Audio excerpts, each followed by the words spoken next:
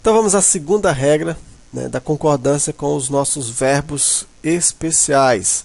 Nós vamos ver agora, né, o verbo haver.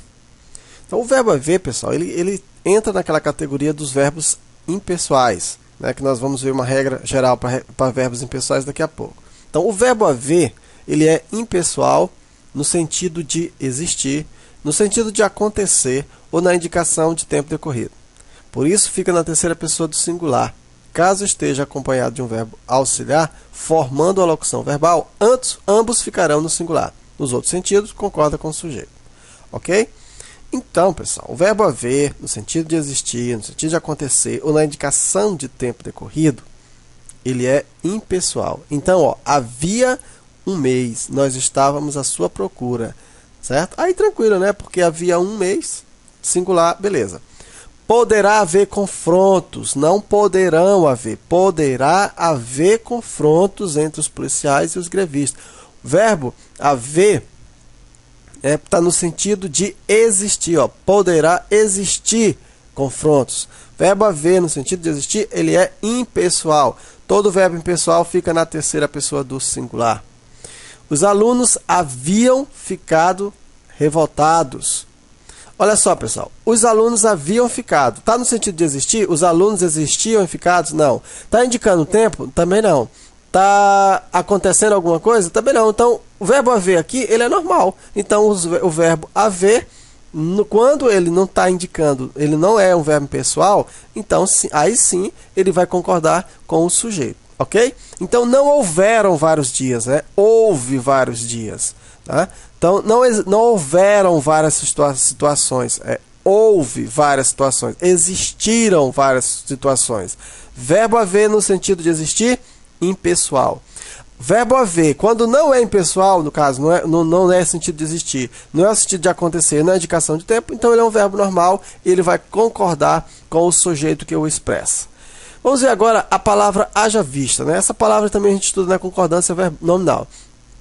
Pessoal, eu estou jogando ela aqui porque tem o verbo haver, né? Haja vista. Nesse caso, pessoal, a palavra haja vista, olha só, o vista, ele é invariável. O vista não varia.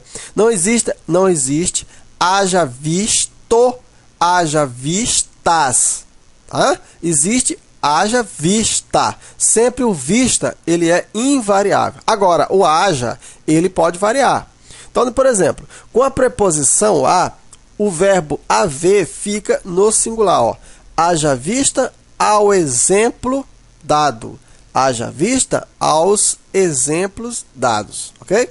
Mas, observa que o verbo vista, observa que não importa, ele vai ficar sempre variável. Então, ó, haja vista ao exemplo dado, haja vista aos exemplos dados. Se eu tiver a preposição a, então o verbo vai ficar no singular. Agora, sem a preposição a, o verbo haver, ele pode ficar no singular ou ele pode concordar com o substantivo. Olha isso, ó.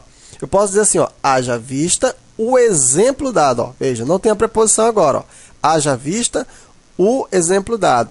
O exemplo é o substantivo, né? Está no singular, não está? Então, o haja também está no singular. Mas quando eu digo assim, ó, haja vista os exemplos dados. Exemplos está no plural, não está?